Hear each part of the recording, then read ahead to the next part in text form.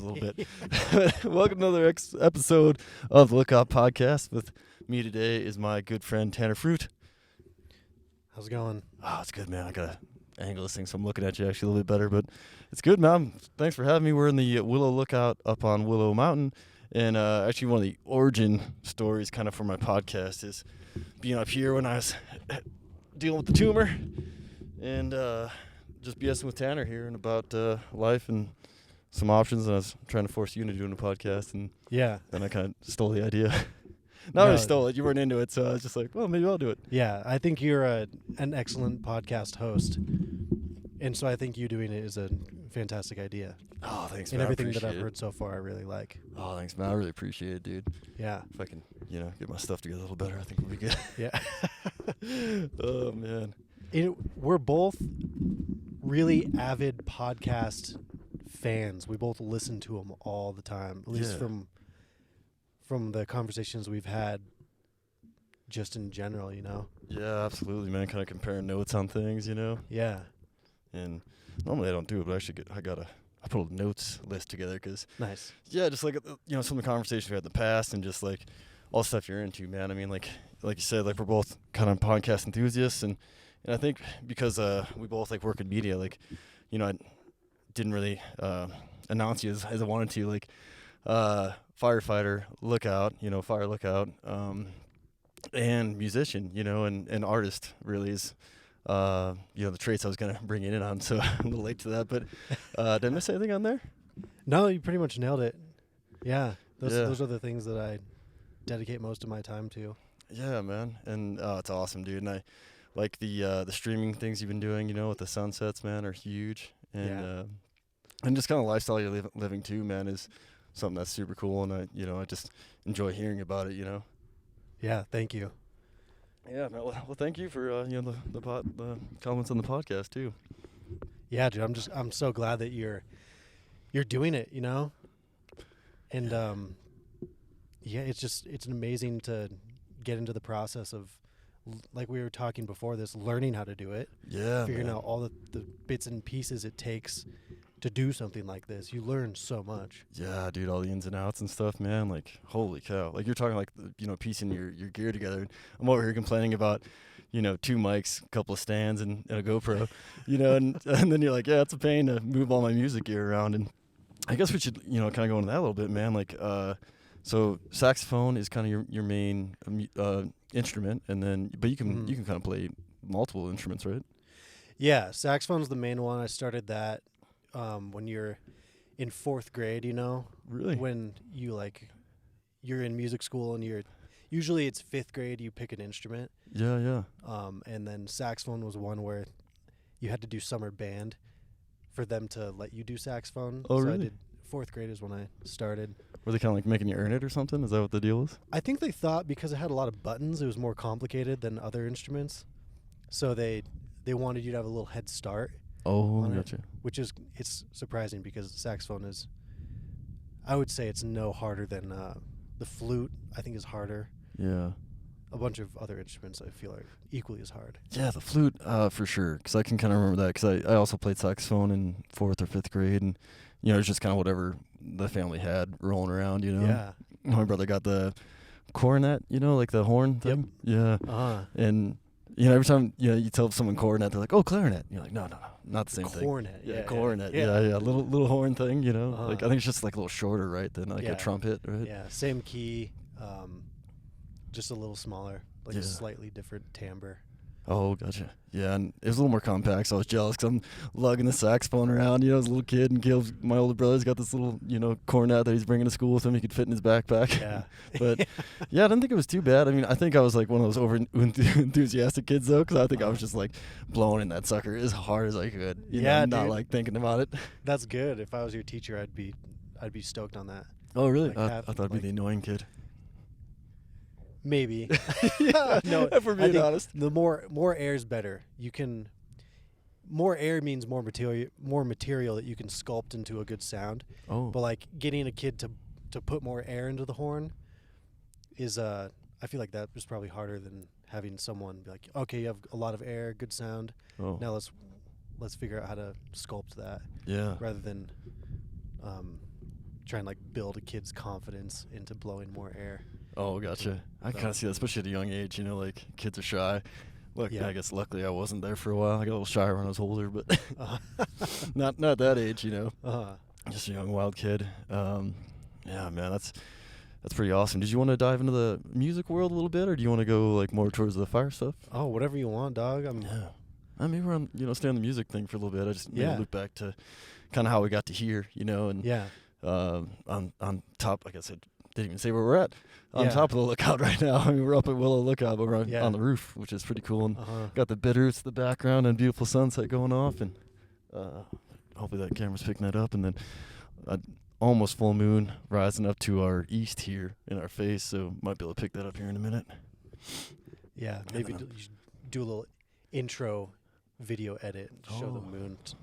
Yeah, that's a good point, man. I was almost thinking like we're just kind of switch locations here in a minute when I'm when the down moon with that comes up. too. Yeah, it'd be kind of cool. Take a little pause and switch it up, and maybe you can warm me up. Oh man, yeah, I'm shivering a little bit, but I'm feeling all right. You cold? I'm feeling pretty good. Good. My jacket's well insulated. Yeah, I was thinking about getting the sweatshirt, but I'm just gonna muscle through it, I think. Yeah, whatever you want. I mean, if you're shivering, I would not blame you for grabbing a sweater. No, man, we're in it. I'm right. I'm locked in now. I've been, like we've been playing this for a while, so and since this is like your last night here on the lookout, so it's kind of cool that we got to end the season up here, man. 'Cause we've been talking about this for like 2 years. We were talking about earlier, right? Getting up here.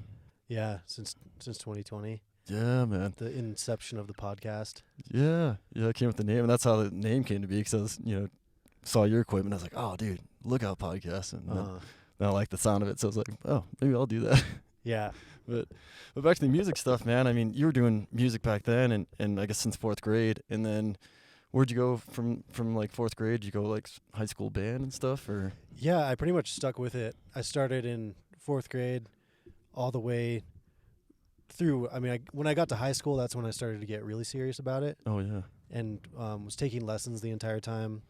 And when I first got into the honor bands, All-State Band, All-Northwest Band, that's when it really clicked for me, because I was around a lot of people that really cared about it. Yeah. Because normal band, it's kind of, people are kind of in there because they have to be. A lot of them are. Yeah, totally, dude. But when you go to one of the honor bands, there are these people that are really dedicated to the craft. They really care about the music. And when you get a bunch of people like that in one room playing music, it's super powerful, even at that age. Yeah, absolutely, because a bunch of people are like into it, right? And yeah, like aren't just there like just wailing away on an instrument because they have to be, Yeah.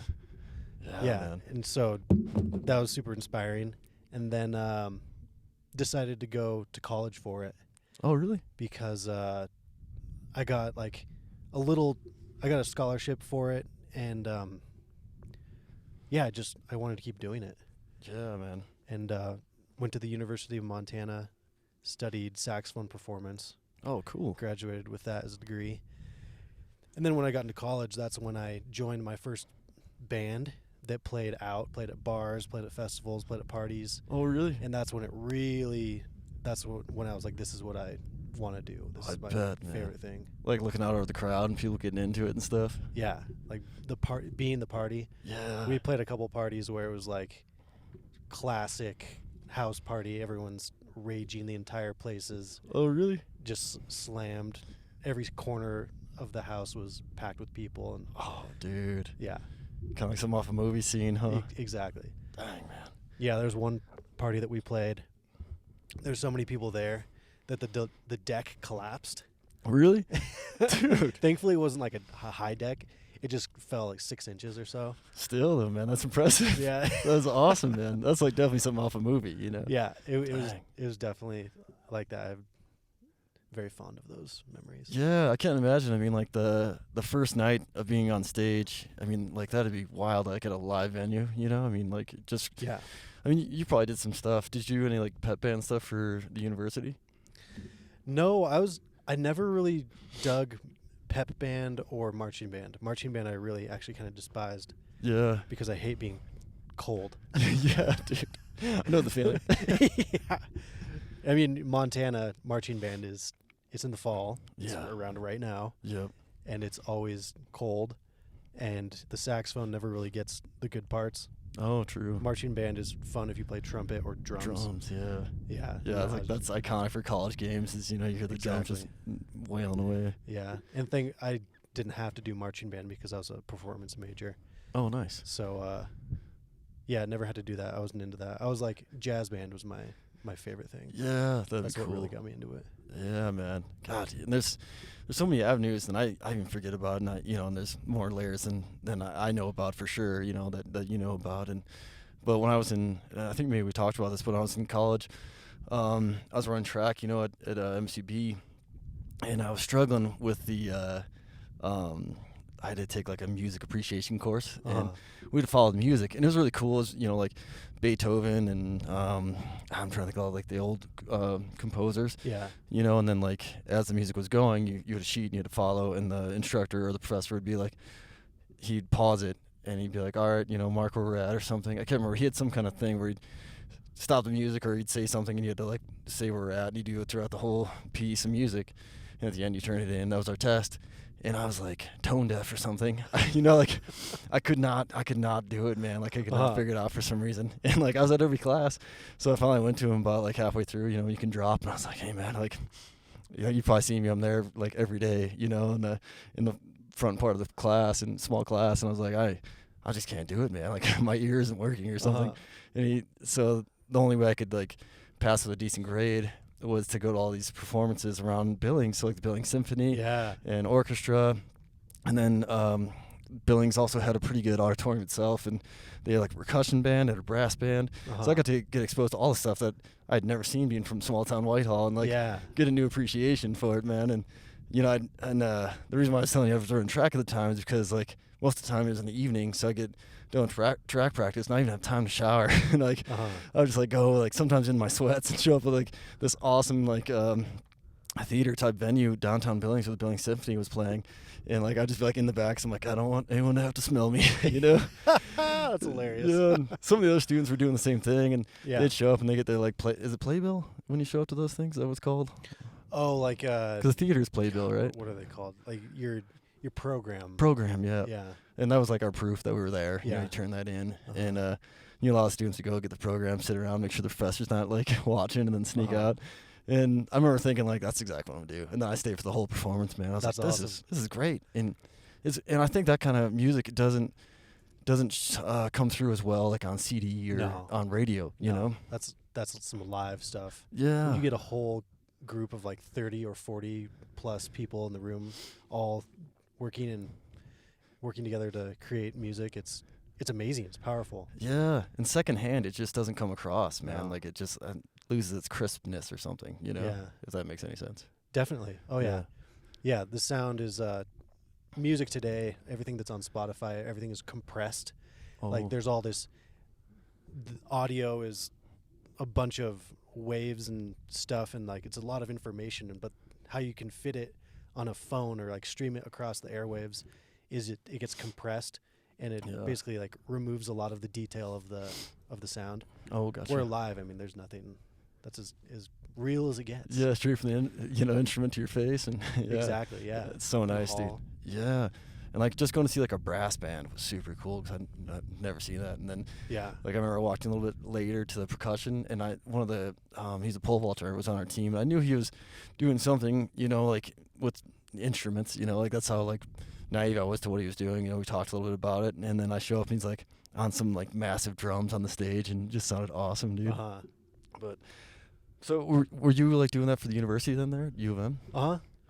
That's awesome, man. I played in the Symphonic Wind Ensemble, which is that's like orchestra-ish with woodwinds, so there's no strings. Yeah, it's and woodwinds like with wood reed, kind of like. Yeah, woodwinds are flutes, clarinets, oboes, bassoons, saxophone's technically a woodwind. Oh, gotcha. And I think that's it. Yeah, and then trumpets, trombones, tuba, percussion. Oh, gotcha. God, that must be pretty cool then, huh? It's fun. It's super fun. Man, it's a totally different sound. You take out a lot of those other instruments. Like without like drums and all that. Right?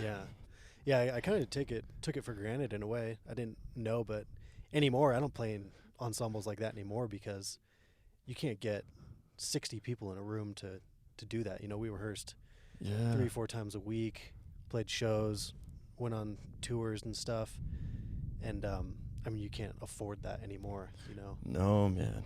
Yeah, that's the only thing is like sometimes when you're younger, you don't realize like things like when, you know, you were in college and being part of it, me having kind of be forced to those shows. Like if I go back in time, man, I wouldn't have missed one. You know, like I'd have gone there all the time, like because instead of just like sitting around my apartment, you know, like staring at my homework and maybe not doing it, you know, at least I get a break and go check something out and watch some of my friends play. You know?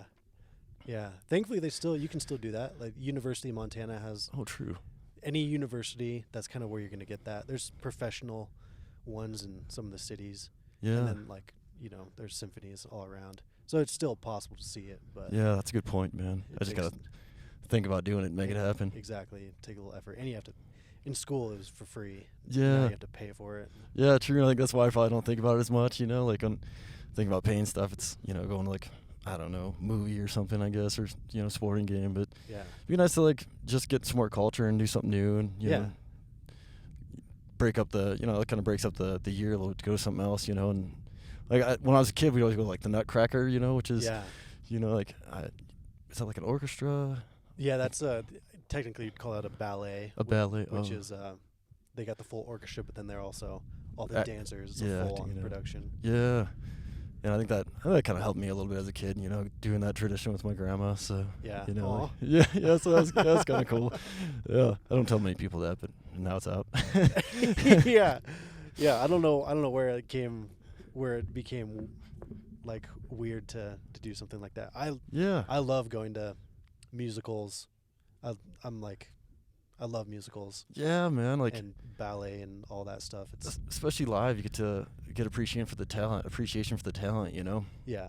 I think that's another thing. Watching that on TV, like the Nutcracker's on TV every year. You know, from some big, probably Broadway performance or something. But you know, I can't really get myself to watch it. You know, but if I was like, even if it was like a small, like when my grandma, when we were little, it's like wherever was playing it. You know, like we'd be like at a, you know, like a high school theater or something. Like maybe not quite that small, but like a small production. Yeah. And you know, like you just had appreciation for these actors that you never knew, and just see them out there, you know, you know, giving it their best, you know. And then I think in high school too, being around like the drama folks, like, you know, having friends that were in plays and stuff, and seeing them like put it on, you know, like you'd have your everyday, you know, friend, and then all of a sudden they're on the stage doing, you know, a little, you know, acting out as like Fiddler on the Roof, you know, one of the characters in that, you know, like classic. Yeah, Tavi, I think is the lead, right? Or no, maybe I got that wrong. I forgot the name. I just remember some of the music. Yeah, exactly, man. So, did you play for any like plays like that or ballets? I have played for plays. I'm actually playing for a play in a few weeks. Oh, really? Yeah. Have you ever heard of the Rocky Horror Picture Show? Yeah, for sure. I've never seen it, but I know about it. You know. Come, dude. Yeah. It's October 27th or 28th and 29th. At the Wilma? At the Wilma? Oh, dude, yeah. So that one's fun because it's a play, but it's pure debauchery. It's ridiculous. Everyone gets naked at the end of the show, and it's absurd. Yeah, totally, man. And that's kind of what it's known for, right? Like kind of the big, you know, like, cult classic. Yeah. Super weird. Yeah, totally, man. And good timing for it though, like right around Halloween, you know. Exactly. That'd be awesome, man. Yeah, I gotta see if I can get some childcare, but you know. But I don't need to bring the baby to that show. No. You know, like she probably won't really know what's going on, but you know. I don't think so, but it'd still be like. Yeah, a little heavy. Yeah. Yeah. But yeah, I'd love to go, man. Especially like, I mean, you know how it is. Like just having someone involved in the performance like makes you, you know, enjoy it more. I think because you're like, that's my buddy down there playing. You know. Yeah, man, that's cool. And you got any other shows coming up then besides that? Yeah, I don't know when this is coming out, but I'm playing at Bitter Brewery next week. Oh, at Bitter Brewery? Mm-hmm. Oh, really? Dude. And then that Saturday I'm playing at Stave and Hoop. Oh, so you mean like the podcast coming out? Man, I'll have to blast you out. Because we're kind of, I think we're about 3 weeks out before this comes out. Oh, okay. I'm just kind of like my order of things, but. Yeah. So you'll be already played at the Bitter, I guess. What was the next one you had? Stave and Hoop. Stave and Hoop. It's the speakeasy underneath of Pangea. Oh. In Missoula. It used to be Liquid Planet. Oh.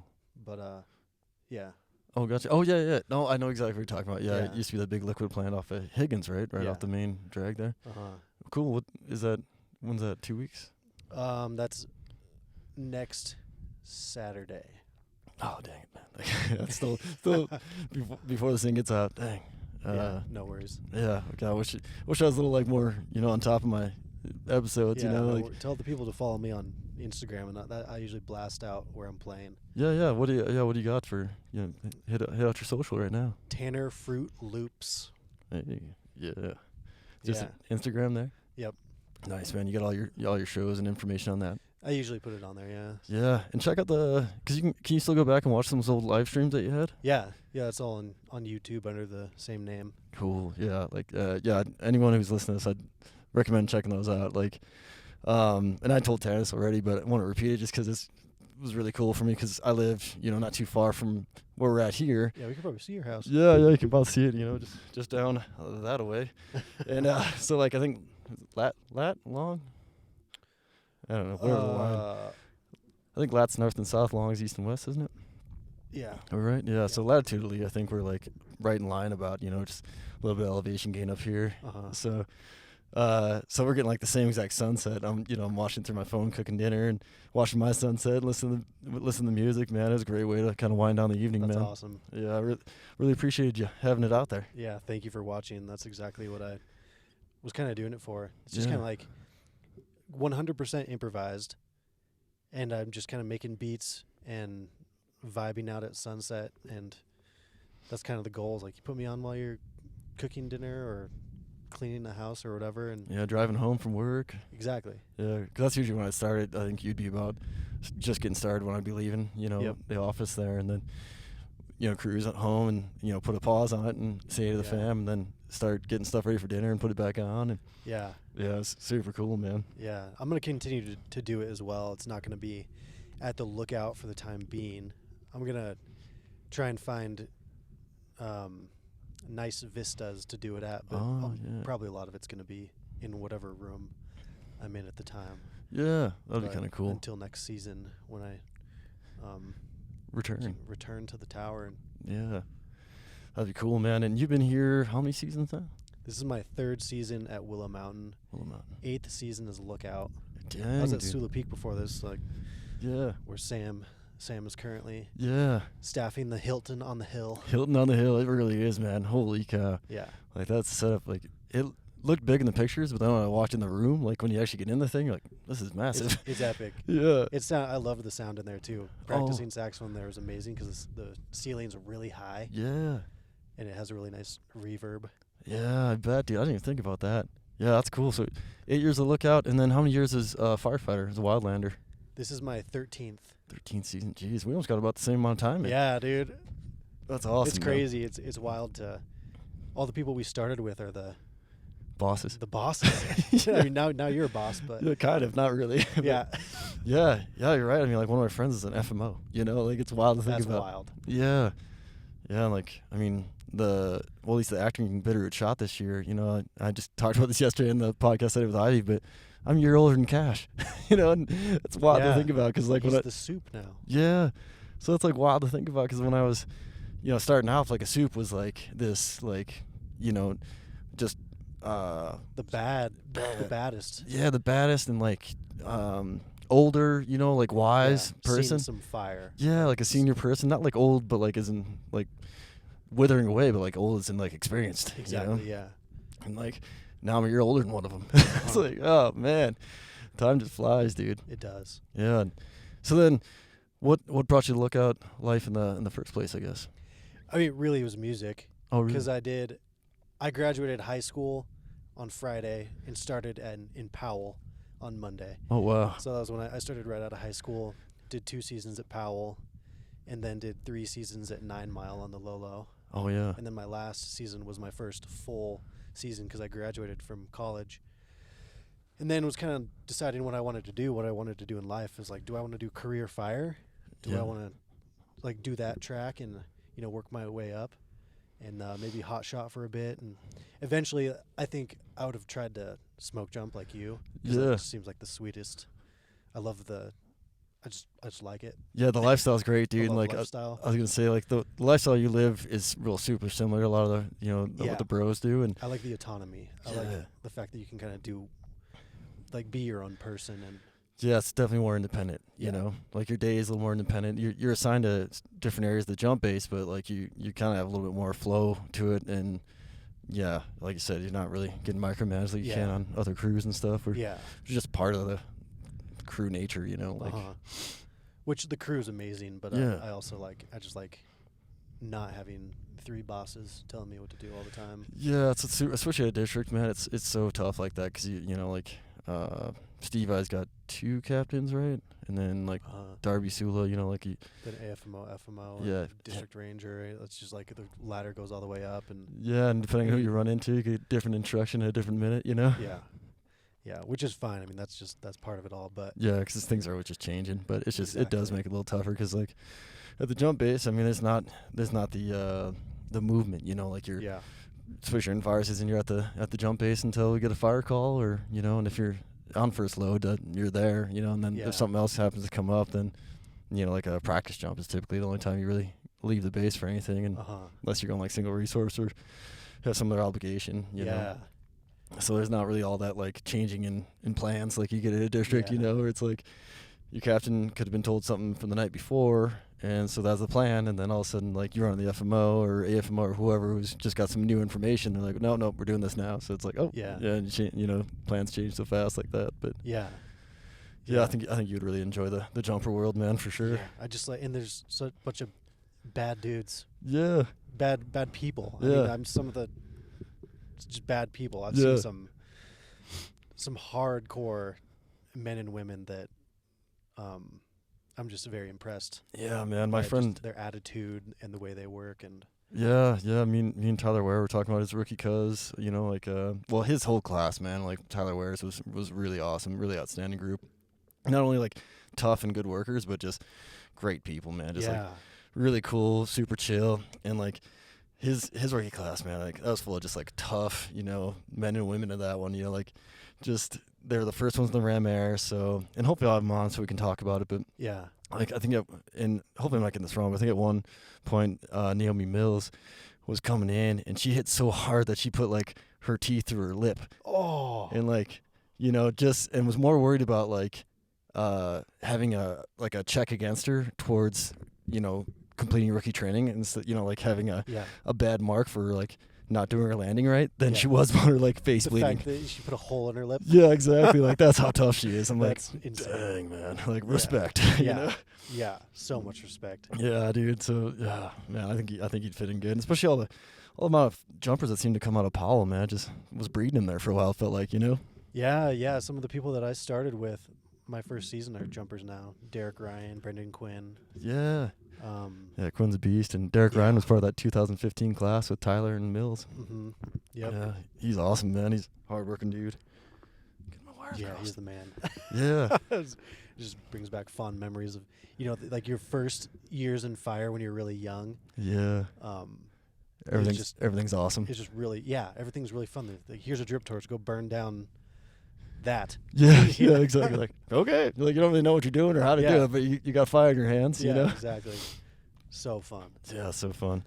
For people who don't know, I'm trying to get better at this, but like a drip torch is basically it's got to be like 2 gallons, right? I mean, it's a jug that's pretty good size, and it's got a curly straw-looking thing that ends up as a wick, and it has a mix of fuel, of gas, and diesel. Diesel tones down the gas, so it's not as volatile, so you get more of this like easy burn. Once in a while, you get one that's a little more hot on gas, so you get like a hot torch. But if you get it like nice mix, you can kind of look up the videos of people just like laying down a nice little line of fire, and the curlicue in the straw helps slow the rate of fuel, and then you have a little like carb, little breather to open and close to get more fuel out, and then the wick keeps fire going for you, and just lay a bunch of fuel down until it's gone, and it's a pretty good time, especially when you first get a hold of one. Oh, it's so fun. I try and tell people that everything that everyone's ever told you your entire life not to do, you're supposed to do when you're burning, you know, like careful, you don't want to burn down the forest. Yeah. Where when you're burning, it's like, okay, make sure you burn that. Yeah, You want make good sure you consumption. you burn that chunk of the forest. Yeah. Exactly. Yeah, absolutely, fun. man. Yeah, man, and that's kind of the, that's a good thing to bring up because that's the kind of the new changing of the forest and just of the wild land agencies, all involved, like state, BLM, probably contractors, Forest Service.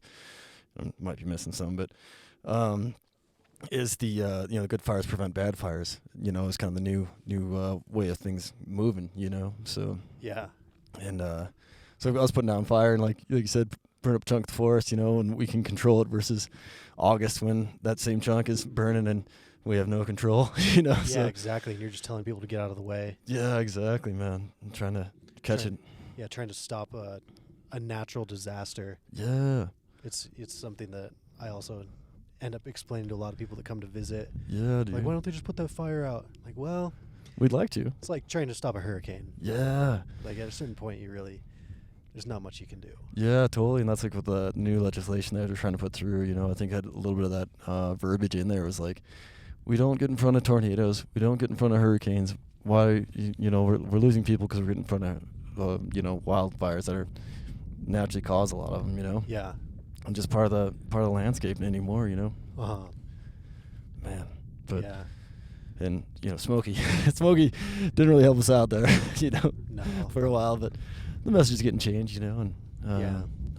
Yeah. Live and you learn, I guess. Yeah, exactly. Yeah, trial and error, and that's a little unfortunate. But I'm sure our generation's probably doing some things that they're gonna look back and be like, why were they doing that? Like to the forest. I'm sure. Yeah. Yeah, it's just knowing that it's coming is kind of tough. Being a part of it, but just how it goes. But you were at like some historic ranger stations because like Powell's this really cool like hidden gem like Yep. out in the middle of nowhere. Like it gets dark there at night because there's no lights, there's nothing. Yeah. Yeah, I love that district.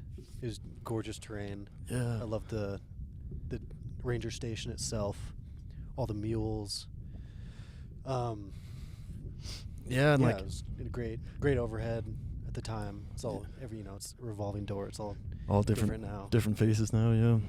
And then going from that like historic little chunk of heaven to 9 Mile, another little historic chunk of heaven, Yeah. Yeah, did I say that backwards? Yeah, so Powell first, which yeah. is amazing, in the middle of nowhere. Yeah. No cell service. Yeah. Oh, so I messed that up. I it's said like 9 Mile, huh?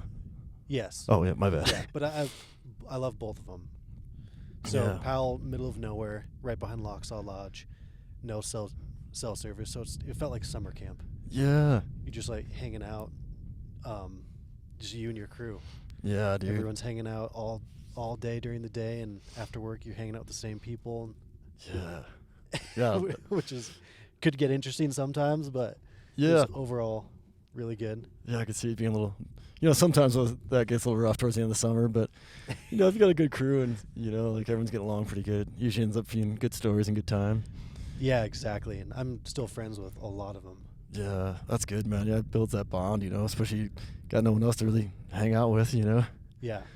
And then you go to 9 Mile, I guess, like you're saying with the mules and just the history there, man. It's so cool. You drive up on that and you're like, wow, man, this is how every ranger station should look, know? And then it's got some jump history there too, which is kind of cool. Yep. And then you end up at Sula Peak. Is that? Yeah. So yeah, we were talking about how I got into Lookout, and basically after my third season at 9 Mile, after I graduated from college, they offered me a season-long detail with the Lewis and Clark shots and the forest ship. Oh, really? So I was like, I had a big decision. I could go and get real into the fire game, make some money, get into that life, and that was also when I was really interested in the Lookout life, because my first season in Powell, we flew up and helped staff Bear Mountain, which is staffed by Steve Calling, who's actually a good friend of mine. Oh. And we play music all the time. Oh, really? But we were loading the helicopter and getting him ready to fly him up to his lookout. Yeah. And he put his electric upright bass in the back of the helicopter. Really? And I was like, dude, you're a genius. That is This awesome. is the best idea ever. You just practice all summer, huh? Does it fold down? Like I'm picturing a big regular bass. So it's an electric upright, so it's like a big. It looks like a stick. Oh, It's like kind of like the electric violin looks, right? Just exactly. like a skeleton of what a violin is. It's the upright bass minus the body. It's just the Oh. fingerboard, and then it has pickups on it. And That's awesome, dude. yeah, we flew him up and checked out his tower, which is amazing.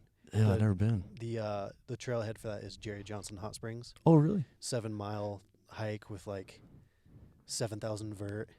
He's a boss. Yeah, that's He's a boss. yeah. And yeah, he's been at that lookout for over 30 years. That's nuts, dude. And he still hikes that? Yeah. 7,000 Yeah. vert. I just I'm want to actually- like repeat that. He's the one I'm playing a gig with at a Bitterroot Brewery Really? on Thursday. Yeah. Oh, that's So super cool, man. we play music a lot, and yeah, he's the man. He's definitely he's a mentor of mine. Yeah. Jeez, man. If I'm not, because I'm taking that week, or no, this is this coming week. You're gonna be at Bitterroot. Yeah, next Oh, Thursday. yeah. I should be around, man. I'll have to check that out, dude. Yeah. Me and the fam will show up and Yeah, come get a check it out. bite to eat. yeah, come support it. You know, Great food.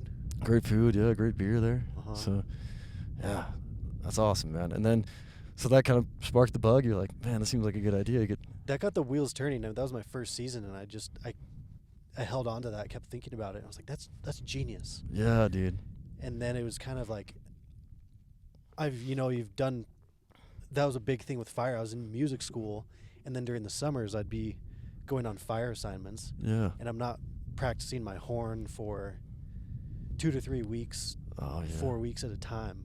Which, when you're in music school, that's a big blow. Summertime is a huge opportunity to practice a lot and really get better at your craft. Yeah. And I'm, in Arizona, or Yeah. I'm just working fire. Yep. Yeah. Just gone and 2 weeks on, 2 days off sometimes back on the road. So like Exactly. one of those days is just rehabbing gear and washing and stuff. Yeah. And yeah, just trying to relax and And I was trying to make it work. There was a lot of craziness with. I was still playing in my college band during the summer, and I would make as many gigs as I could. oh yeah, yeah. Sometimes I would work a full day, thinning at Oh. 9 Mile. That's all we did was thin. Yeah. And I know those days well. yes, Yeah. no fires, you're thinning. Yep. No Oh. PT, you're thinning. Yep. Thinning's PT. Yep. Thing is, yeah. But yeah, I would work all day, and then I would go and play a show at night until like 2 a.m. and then I'd work the next day. Jeez, man. Did that multiple times, and that was brutal. I don't think I could survive that now if I had to do that. Oh, it was so dumb, dude. Yeah, like It was. I mean, that was just me being 20 years old and that's what I was being thinking. crazy. I see the same thing. Like, when, I was working on Whitehall in Bozeman. It wasn't too far away, and they have music on Main on like Tuesdays or Thursdays, and Yeah. bomb over there and hang out with a bunch of friends, and like just be out dancing the street until like you said 1 or 2 in the morning. Then Yeah, you come to work. You haven't slept. You're hungover, and then you're supposed to Yeah. go and operate a chainsaw. yeah, dude. Oh, yeah. That's amazing that we still have all our fingers and toes. you know? Yes. Did you see that light out there, man? Yeah. Looks like there's just a car coming back. Oh, car, yeah. Because the way it was flickering, I wasn't sure. I don't know the country very good back there, so I thought maybe just like another mountain biker just working their way back. Yeah, that looks like a car. Yeah, a little too bright, huh? That's kind of cool. Hopefully the camera's picking us up. I feel like it is, and if it's not, it'll be a cool Yeah, silhouette might be either just way. might just be an audio episode. Yeah, exactly. We can also, if we want to do a part 2, we Oh, can yeah. move inside, Oh yeah, which let's- I'm into that yeah. Maybe we'll because yeah, I have lights down there. yeah, maybe we'll do a part 2 here in a few. Get feel a little bit more moonlight. Yeah. record a few more minutes here, and then Yeah, head down for part 2. And that sounds great. yeah, I'll warm up then too, thaw out a little bit. Yep. Camera's probably picking me up just over here, just like shivering. It looks like I had like way too much caffeine. I'm like super into the combo, which I'm really into it, but like Uh-huh. I don't want to look like I'm overly into it. I guess like a weirdo. Like, man, he really likes that Tanner guy. Yeah. No, I appreciate it. Mm-hmm. Yeah, I mean it's true. But so, man, where we leave off before I got sidetracked by the light? Oh, yeah. I made the decision Oh yeah. to I applied to the Sula district. I was actually going to be at TP Point first. Oh really? Derek Davenport was my point of contact during that period. Was he that FMO at the time? Uh huh. Yeah, yeah. And yeah, he hired me. Really liked the fact that I had fire experience, so I was kind of a shoe-in. And they had openings for both.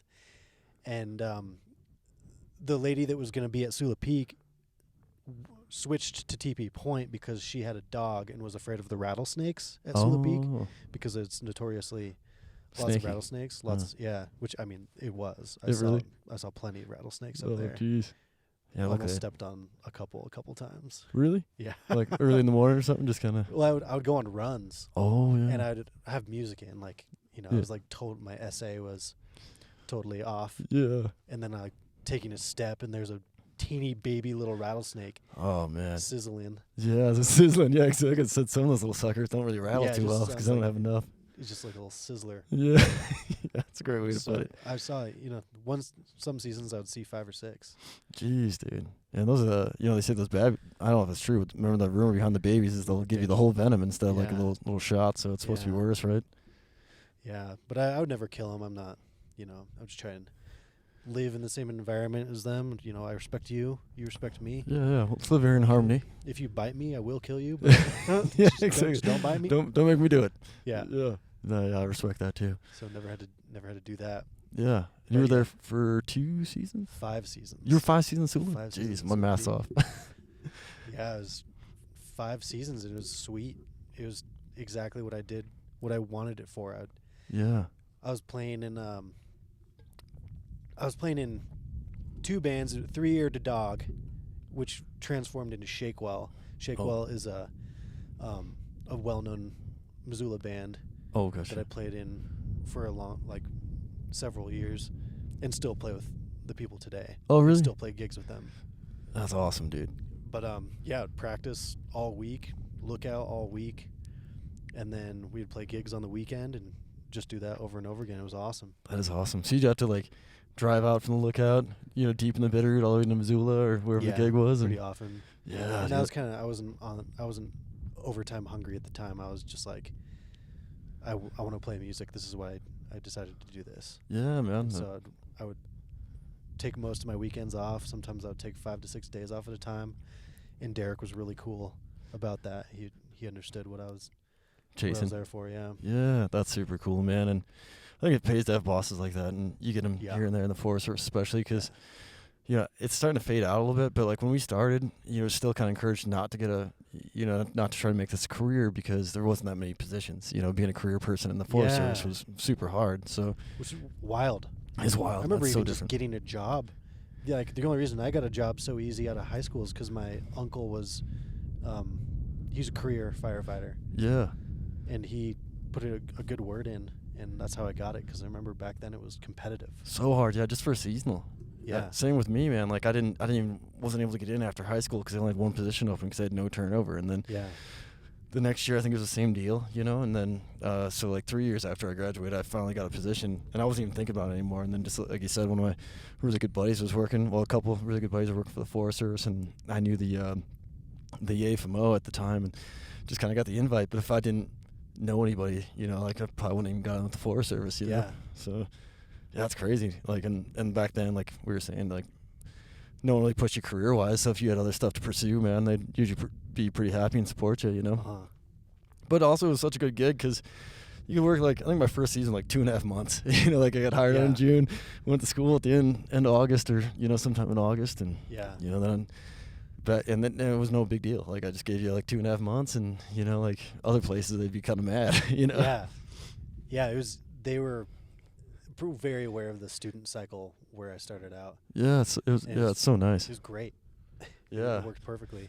And then I didn't have to get a job during school. I was, I didn't break 100 hours of overtime, but I still made more money than I had up until that point. So yeah, same, man. In college, and I was booling, Yeah, man. Yeah, same, dude. I with track, they gave me a tuition waiver, and then I had just some grants, so that helped me float me through, and I'd take out a few loans just kind of keep ends meeting, but it definitely helped, and so then you had 5 seasons, and then you made the move up to Willow after that, huh?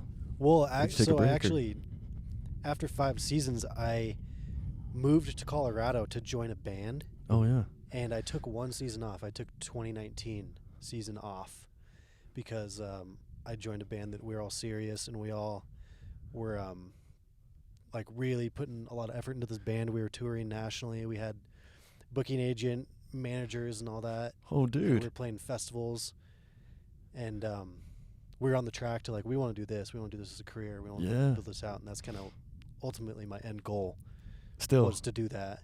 Oh, is it still? It's morphed. More. So 2019 was going real hard. 2020 was set up to be pretty sweet.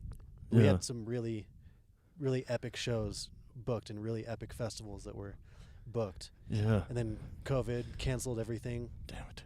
And I was scrambling because I was like, I don't know how I'm going to make money. I'm broke, Yeah. living in Colorado, and everything's expensive.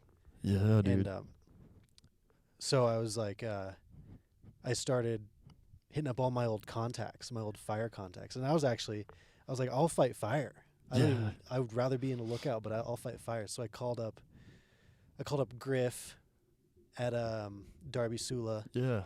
to see if Sula Peak or TP Point was open. None of those were open. Called up 9 Mile and talked to Suko because he was at 9 Mile at the time. Oh, yeah. And he was like, yeah, give Benji a call. And so I hit up Benji, and so they were supposed to have someone from Scotland in Willow Mountain Oh, really? during the summer, like Whoa. some random exchange thing. They were going to staff it with Yeah. someone from Scotland. But COVID prevented anyone from, like borders were shut down. Yeah. And so Warren and Benji were like, well, come work on the fire crew, and when the lookout opens up, we'll put you in the lookout. Heck yeah. So it worked out perfectly. So I got back into a lookout, Yeah. and that was a sweet season because I got to fight some fire again. Yeah. 'Cause when I was at Sula Peak, I didn't fight fire. I was just a lookout. Oh, gotcha. Yeah. Didn't work on the shoulder seasons. But I came up, worked early in the season, ended up going to Arizona. And then when the lookout opened up, I came up. And when I got up, like that first week, I was like, this is it. I don't want to give this up again. I love Yeah. the lookout. Oh, dude, it's so awesome up here. And like, I mean, I really like Sula too, but Willow, I don't know. It's something different about it up here, man. I like this lookout way more. Yeah, me too, man. It's way more my style. Yeah, same. It's got more of the Forest Service like vibe to it. It's just like yeah. the building is the more traditional Yeah. lookout style. L4 where they are, right? Yeah. And then I don't know, man. Just the surrounding area is like pretty epic. I think it's because like you're up high enough to where you get a really good view of the whole Bitterroot Valley, Yeah. and tucked back here in the Sapphires. Yeah. And there's something else, man. There's something else that like an intangible that I can't put my finger on, but it's Yeah. some different kind of aura or draw here, man. That like. I like it because it's older. It's more of the old school style. Sula Peak is, it's like a condo, Yeah. which is amazing. That was a great lookout to start at. It had electricity, Yeah. amazing cell service, Big old windows. big windows. Yeah. It was epic, and I liked it a lot. But this one is quieter, fewer visitors, which I prefer fewer visitors, Yeah. and did you hear anything? No, I was just like checking the Oh. view real quick, and I was thinking about the fewer visitors, man. Like it's, Yeah. it's kind of weird comment to say, but like it totally makes sense to me because, lookouts are supposed to be kind of remote and kind of almost like difficult to get to. So like Yeah. when that one's just off the road and people are just like popping in all the time, Oh yeah, everyone with a 4-wheeler comes up and everyone's asking the same questions, which is, I met a lot of cool people, but a lot of the times it got annoying, Yeah. and a lot of people would just sneak up on you Yeah. and walk up onto the catwalk, and like they own the place. Yeah. It's just really unnerving, and Yeah. Like you're just part of the scenery, and they're like, yeah, you know. exactly. oh, what's this? Like, oh, get off my holiday. Yeah. Yeah, exactly. Yeah. You just people walking up to the catwalk without permission, and Yeah. which after a while gets a little annoying. I bet, man. I could definitely see that. But here it's like a fraction of the visitors. Yeah. And it's quieter. And then there's a wood burning stove, which I love. That is awesome. And then I get cell service, I get solar power, I still got all the same, everything I need. Yeah, man. All the and like all the creature comforts you could need and want, and like the wood burning stove, super nice and cold nights like this, and Yeah. it gives you more of that cabiny feel, like like Forest Service to me, like should be, Yeah. I guess. Exactly. That's awesome, man. And it's wild because me and you kind of had similar timelines because 2019 I took that season off too.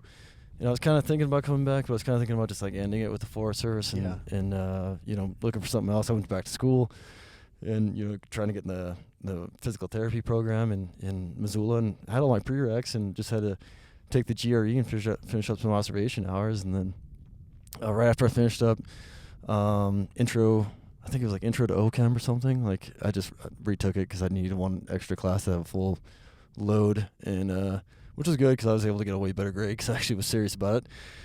And but like halfway or not even halfway, right before that class started, we all went online, because of COVID, and then so that happened. So I was like, oh wow, I guess we'll see what happens. And then all the clinics shut down. I was trying to do like a physical therapy aid, basically you just kind of clean stuff and get to hang around and kind of see how the operation goes in the day to day. It doesn't pay a ton, but it pays a little bit, and that was gets you in. Yeah, gets you in, gets you in with a local clinic. And so I was starting to make some phone calls on that deal, and then all that shut down, and luckily I was able to get back in the COVID hire, and then I met you, man. That kind of got wheels in motion. It's weird how like life goes like that. Like, you get a chain of phone calls you make, to get you to Benji, to get you, with Warren too, and then get this, Yeah, and just like because of COVID, the person couldn't be here, so I was here. Yeah.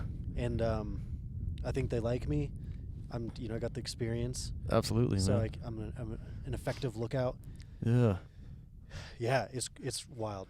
It is wild. It's wild. And having an effective lookout is so big, man. Like, a lot of I'd say I guess a lot of forests don't have lookouts or they don't use them anymore, and it's kind of a shame. Yeah. Because I think so too. Because like, you send the fire crew out to get on a high point. At some point in the day, you should heat the day and kind of look around, and you're only really able to cover a small section. You cover, and you're not even out there for that long. Or, if you're living up here in the woods like you are, like I think that one time, didn't you see like the strike hit, and then you're able to just like keep, monitoring it, and all of a sudden little smoke came up. At Sula Peak, I saw lightning strike to tree, blow up in a fireball. Oh really? Yeah, it was like a mile away. Almost been wild to see. It was crazy. Yeah. Dang. But like stuff like that, man, because you're out there in the woods to monitor it, and I was even thinking like on a safety standpoint, like if somehow I couldn't get a hold of a repeater, and I was like down in a hole, I could hit you up and be like, hey man, like medical or flat tire, whatever it might be, and be able to have someone out in the woods with you all the time. It's reassuring to me, Yeah. Yeah, there's someone up there all the time if you need someone to just communicate with, get a hold of people. Yeah. I always have the radio on, even at night. Yeah. And a lot of it, what I've realized too, is disconfirming, if that's the word. Like, because the public calls in a lot of stuff that isn't fires. Yep. And I'll get a lot of calls like, are you seeing this? Are you seeing this? I'm like, no, that's a water dog. Or, no, that's the sun. Yeah. And the angle with the smoke and whatever. Yeah. Or like, that's the moon. That's not a fire. Yeah, the moon one was weird, man. Yeah, and I had eyes on that moon like probably about the same time I got called in, and like it was orangey, but from my angle it looked like the moon. Yeah. And I get it. Public gets antsy during fire season. They don't want me too, man. Forest to burn down. Yeah, especially after the 2000 fires in Lolo Peak. So yeah, and I think we talked about this before. Like, I'd rather have them calling everything than nothing. Yeah, exactly. So call the lookout. What are you seeing? Yeah, exactly. Because then we can at least check it before. Hopefully it gets big. So it really helps that we do have such an active public in this valley. But some of them are just like, man, like I don't know, maybe we can get a different angle here. Like last year there was when I was in dispatch, they called in a flurry of smoke on St. Mary's, and I was like, in my head, I'm picturing like what looks out on top of St. Mary's. I'm like, if the lookout's not on fire, I don't know what's burning, because it's all rock up there. So like, on my drive home, and I called Suko, and he's like, I don't see anything. And on my drive home, looking up there, and I can kind of see the clouds, and I'm like, well, they're kind of fingery, like kind of wispy clouds. And I was like, maybe when that cloud bank was just first hitting the peak, maybe that that person calling him in could probably maybe see that just a little bit of wisps, and was like, oh no, and. Like we were talking, just having the kind of PTSD from the valley being on fire so many times, like wanting to get people on it, and I get it, man. And people like to be first, they like to be, I saw it first. Yeah, definitely, man. Be in the coffee shop in the morning, just like, I called that one in. I spotted that one in. Yeah, exactly, man. Little bragging rights in the valley, Exactly. Yeah, man. But the Bitterroot is, uses lookouts very effectively. Yeah. The lookouts around here and over on the Clearwater and just like Western Montana lookouts are pretty badass. Yeah, I think so too, man. Like I've been in a few spots where, like the Southwest or California, where there's a lot of lookouts, but you don't really hear them coordinating as much. And like, with the Deer Mountain one this year, when you got your cords and then you double check with Ellie and on what she was seeing, and we're able to really narrow that one in, man. Like that's huge.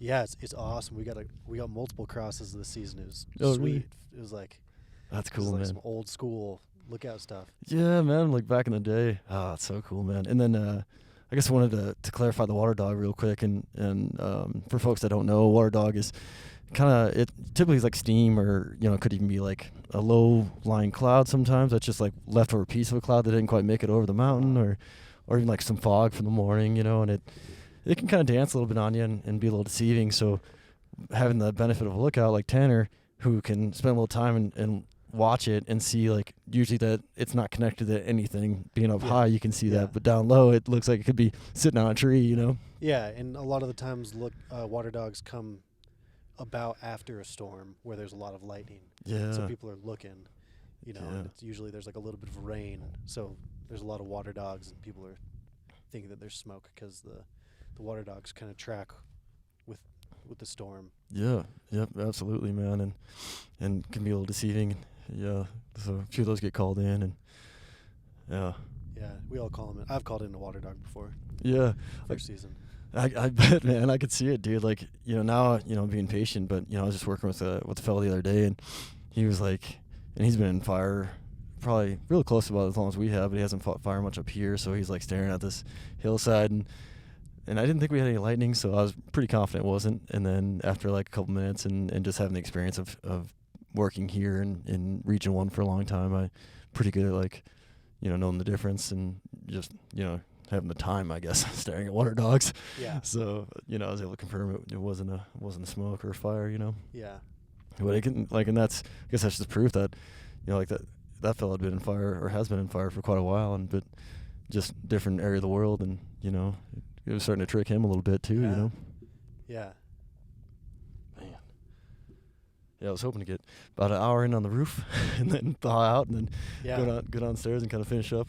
That sounds good to me. Yeah. I kind of have to go to the bathroom anyway. Yeah, exactly. I was thinking a pee break and warm up and relocate. Yeah.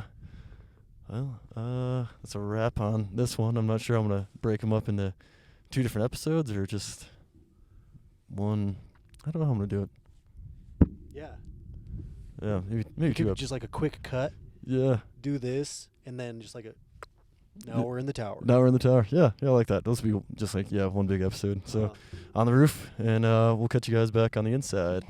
Yes. Alrighty, we are back on. Check everything. Looks like we're running live, recording, and we changed locations from the roof because I was freezing my buns off, and it's also very dark. Yeah, very dark. Couldn't quite see us anymore. Yeah, we'll see how usable that video is. Yeah, I'm with you. Oh man, is that the way it's supposed to go? Like upside down like that? Totally can. I don't know if I like it. I don't like it. It's moving a little bit. Yeah, this thing's gonna walk on me. But one thing we were talking about as we're setting up is like just the how special like a lookout in general, all lookouts are, and just like this place, like kind of the memories that we have just from like a healing standpoint. And what else were we talking about there? I guess something that a lot of lookouts are drawn to a lookout. It works for some people. It doesn't work for other people. Yeah, good and for point. some people, it really works out for a lot of the same reasons. You talk to any lookout who's been doing it for a long time, and a lot of the times they'll say the same thing draws them in. Yeah. Which getting away. Yeah. For me, I would say that being here is it's just it's a nice reset every year. It's very powerful perspective shift. Yeah. I would say, you know, you can get so caught up in the race in society, and some things become so important, or you worry about things, and trivial things tend to weigh on your mind a lot. But then when you come up to the tower, a lot of that stuff kind of dissolves. A lot of it fades away, and you have this this zoomed back perspective, like literally and metaphorically. Yeah. That's something I notice a lot, like, because I can see the highway. I can see Highway 93 from the tower, and I look down. Sometimes I think about how zoomed in people can become. Yeah. People who go to, maybe you're working on a computer all day, and like your whole life is just like so hyper focused on this little thing. When you're in the lookout, it's your perspective expands. Yeah. It becomes much more. There's like an expansion to it all. You just realize that, oh, I'm just another thing existing on this planet. You know, like there's not much difference between myself and the birds flying around and the deer that walk through. We're all kind of just like living the same cycle. Yeah. You just wake up and you want to eat, and it just kind of like simplifies things. Yeah, definitely. Like puts things in perspective. You know, it gives you because that's where like kind of like what am I talking about? Like where I was comparing it to, I guess is the word I'm looking for. Comparing it to like how people talk about being near the ocean. You know, like it's vast. You know, ocean, and yes, you know, you kind of get the smaller nature of yourself. You know, humbling, I guess, in a way. Humbling, 100%.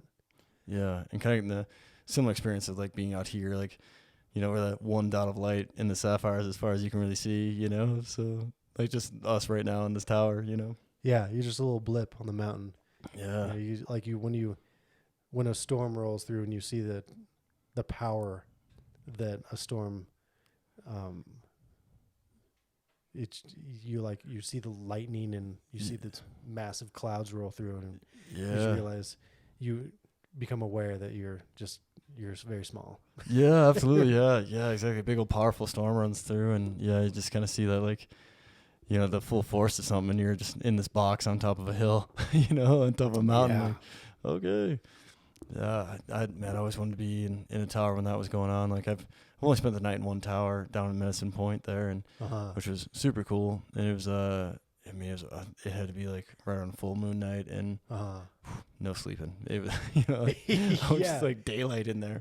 It is, yeah. I mean, tonight I'm gonna have to put on a sleep mask because tomorrow's the full moon. Oh yeah. And it's a night light. It's crazy. Yeah, very, very bright. Yeah. And I imagine like the way the camera's picking it up, just like how dark it is outside. It, you know, you can't really tell because you don't have good perspective just because the light's in here reflecting. But you know, like it's crazy, like how bright it is right now. Yeah, and typically I don't even have the lights on. I'm really, I go with the cycles of the light. You know, I wake up when it starts to glow out there and the temperature rises a little bit, and I naturally wake up. And when the sun goes down, I naturally get tired. Yeah. And I usually don't turn the lights on. I'm usually going to bed. That's awesome. Oh, that's like kind of winding it down. Part of the healing nature of being here, just being like more with the natural earth cycle, like you said, with the natural light cycle, because that's kind of what, you know, the humans and all animals kind of respond to. Yeah. You know? Yeah. There's a lookout up in Glacier. His name's Leaf.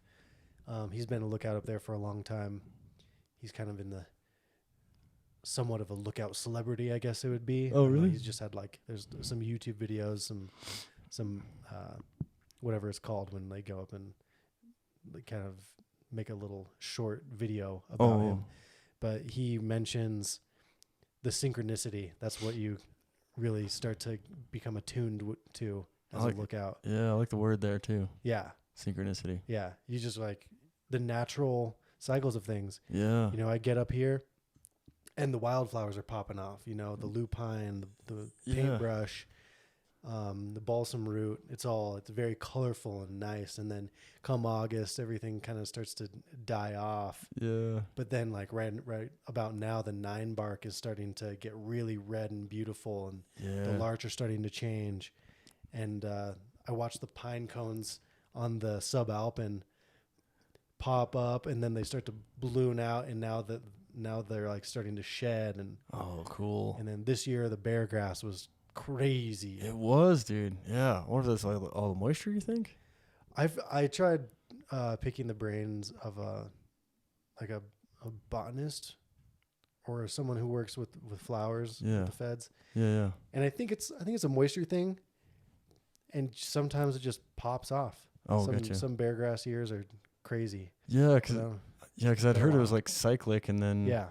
but I didn't know like how many years or conditions, and Yeah. it had been a while. And like I mean, there was Uh-huh. some landscapes down by Sula, out past Hilltop Lookout, where that old lookout is. Uh-huh. And I mean, that just the whole hillside that is just grass. Normally, it was just like bear grass, and Yeah. epic. I just took a bunch of photos, and the photos never do it justice. No. And just a sea of bear grass that you don't usually get to see. Uh-huh. Yeah, and Bogan actually was talking about. He's like, "Yeah, take a drive up that way. All the wildflowers, and like the wildflowers you just listed off, like the lupin and paintbrush and all that was just all mixed in there too. So Uh-huh. just man, something that's you can't really capture. Yeah. It's epic. And then you become attuned to that. I know that when I'm coming up here, I know when the valley it's going to pop off around June. Yeah. And then up here, we're 8,200 feet. It's when they start to die down low. I know that I'll get some wildflowers well into July up here. Oh, really? Yeah, Oh, that's it's awesome. sweet. So like it kind of like it's about a month behind Oh, up really? here. That's cool, man. Yeah, a month behind and a month ahead. Oh, yeah, 'cause winter and fall comes faster, and then the summer comes a little bit later. Oh, yeah. God, yeah, that makes sense, man. That'd be kind of weird. Like things start to change up here, and like us down in the valley are just like still like hitting the summer temperatures, and you're probably getting a little cooler temperatures at night. Yeah. My first season it snowed up here in August. Oh, really? Yeah, like August 29th, I got 2 or 3 inches of snow. Jeez, that's a bit of snow. That's not like just a Yeah. dusting. Yeah, exactly. It Wow. melted quickly, but it's like, That's impressive. yeah, it's like that. The fall, it just I know when it's coming. Yeah, yeah. It rears its head up here a little bit quicker. Yeah, definitely, man. Yeah, you probably get a little bit longer fall then. You get like the early fall here, and then about that time you're probably getting out of here usually, Uh-huh. right? And then get down and enjoy some more fall down in the Yeah. lowland. Yeah, it's nice and I get a little extra warmth. Yeah, that's a good call. And Missoula seems to stay a little bit warmer, a little longer, and pretty cool fall down that way, man. But then I was going to ask you, we kind of touched on it, and I'm glad I didn't derail you because I almost did it on accident when you were talking about your music career and aspirations. And, at the time, you were just talking more of like what you were doing at the time when you first became a Lookout. But then at present, like, what are you kind of feeling like music career-wise? Or Yeah, well, like initially, I became a Lookout because I wanted to be a full-time musician. That was the goal. Yeah. Is to play in the band and get good enough to where we could start touring, and that's all we're doing is we're touring and recording music and doing music as much as I possibly can. And summer is actually that's where a lot of musicians make most of their money is in the summer during festival season. Yeah, I was gonna ask. Yeah, and you're really going hard in the summertime.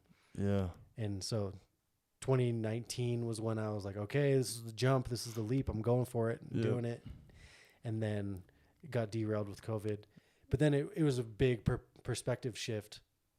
One, realizing that music can be taken away quickly. Yeah. It was a week, Every musician you had your career. And I mean, I wasn't a full-time musician. I wasn't making all my money being a musician at the time, but I was close to a lot of people that were. Yeah. And your livelihood's taken away in a week. Yeah, man. And I feel like overnight, huh? It just you just get shut down, like you're the first to go and the last to come back. Yeah. Non-essential. Yep. Which is weird. It's really weird because like music is, at least to me, like music is so much health, like. Oh yeah. They talk about, using like Beethoven and I wish I could remember some more names. I keep throwing out Beethoven. Chopin, is that? Oh yeah. Like it's kind of the same genre. Yeah. Like that music being so good for brain stimulation. Like when I was in 6th grade, I had a pretty awesome teacher, and her name was Miss Croja, and she would let us listen to music, but we had to like first listen to, I don't know what her time frame was, but her like Beethoven and that style of music and Chopin and for I don't know a couple weeks or whatever, and show I guess we could focus and listen to music in the background, and then she let us listen to whatever we want to listen to. But we had to keep our output, and I think it really helped like kind of keep focus and brain stimulation going, especially with me being younger and like an ADD kid.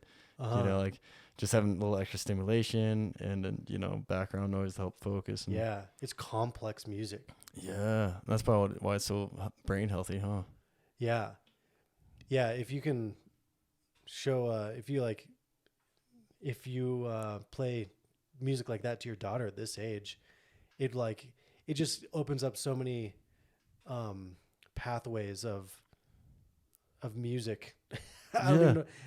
There's kind of like lights up different little parts of the brain, probably, right? Yes. Yeah. And then you associate different emotions and different situations with this complex music, and because the music's telling a story most of the time, right? Yeah. Yeah. Yeah, and if you show them a bunch of widely varying music, and it just opens up their brain. Yeah. From what I've heard, I guess I don't know the science behind it, but I don't either. I've heard the same thing though. It makes sense. Especially like you said, because of the complexity and the highs and lows of the music, and little brains probably processing that, and different noises than they're used to. I mean, in the womb and everything, they hear our voices, and then and then they come in the world hearing more of our voices than I think we try to play some music. I don't know if we did as much classical as we probably should have, but my wife Autumn, she'll turn on a lot of times to help her focus during when she's doing paperwork for work. So maybe a little bit more, but yeah, that was part of the plan for us. It was like more of the classical music, and I got to get back to it because I've been mostly doing like Billy strings lately. So that's very complex music, dude. Oh, really? I love Billy strings, but yeah, he's awesome. I think is much differing music. You should play her Billy strings. You should play some jazz, some classical. Jazz be good, yeah. Some whatever, some in sync, some Backstreet Boys, whatever, all of it. She gets that because she gets in a little jumper, and we throw that on there, and she starts jumping to like in sync and like Kesha and pop music. Exactly. None of it's bad. None of it is bad. That's a good call, man. Good. You're probably gonna have some awesome rhythm because of it. Exactly. Yeah. Yeah, that's a good call. So you're at your music career right now. You're doing the streaming. You got some live shows. Are you still pursuing that kind of as a lifestyle, or? Yes, 100%. It's definitely I've shifted it. I'm not as like I need to make all my money playing music. That's not my perspective and my goal anymore. Yeah. I basically I want to play music. I want to keep doing it forever. Yeah, that's the goal. Number one goal. Always do it. Always play. And ideally at a high level. I've already reached to a point where I'm playing at a good level, and I play with my friends who are all amazing musicians who are dedicated. And I've let go of this idea of I need to be a professional musician, and that's it.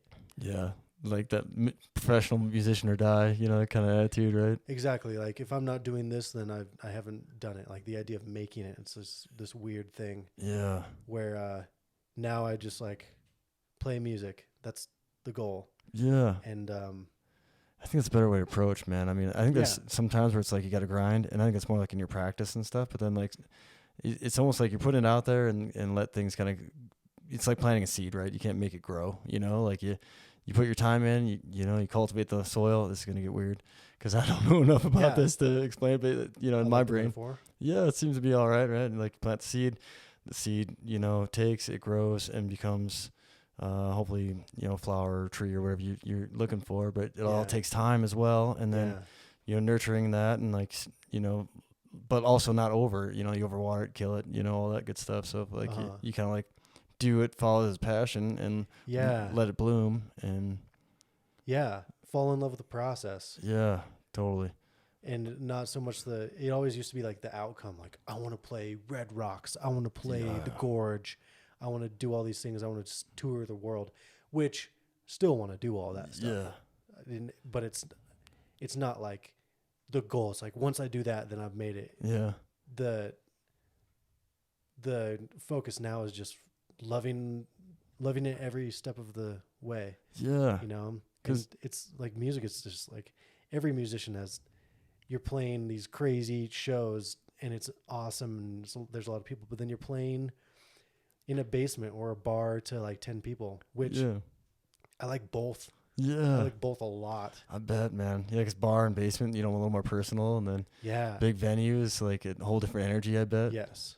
Because like I've heard, and tell me if this is the case, is like when you're in a big venue, there's so much energy in that room from all the people, like it just gets like poured onto the stage to like you as a performer, is what I've heard. Yes. That's gotta be unreal. Like not everybody gets to experience that, right? No, I don't think so. Like I've never experienced it. To a lot of people. Yeah, and at a higher level where it's, you can see what you're doing is affecting them, like usually like their happiness and their energy level, like as you're playing or, get more into it or, whatever the piece of music may be inspiring, which is gotta be crazy, feeling. Yeah, it's really addicting. I bet, man. Yeah. It's a trip for sure. Yeah, man. And just kind of seeing a little bit like clips of like what you've done and stuff. And now that, things are starting to get back to normal, I'm hoping to see you live a few times. But I think it was during COVID, when I first saw Billy Strings. I'd kind of heard him a little bit, but wasn't that into it. And then like right place, right time, kind of like, me and you meeting and talking about podcast stuff during COVID, right place, right time, just bloomed there. But like COVID, sitting on the couch on the weekend, me and my wife are nerds who watch like PBS, and it was Austin City Limits concert, and it was Billy Strings, and had a really awesome accompaniment. Am I saying that right? I think I'm saying accompaniment. Maybe. What was he doing? Like he had a bunch of other people with him playing accompaniment. Was it his band? Just like it was like guitar, banjo, bass, and mandolin. Mandolin. Yep. That was and man, like I had just seen more of like his, like Dust in a Baggie when he was like a kid doing that song. In that living room on the YouTube show. Yeah, dude. So I'd seen that a long time ago, and then maybe heard some other stuff, just kind of more like background music in places. I'm like, oh, sounds good. But then like seeing that and like where they're doing a little bit more jam band kind of stuff, like it seemed like everyone kind of had their time to kind of like shine every, instrument in that group. Like the mandolin guy, I've never seen anyone just like wail on a mandolin like that. It was amazing. Yeah.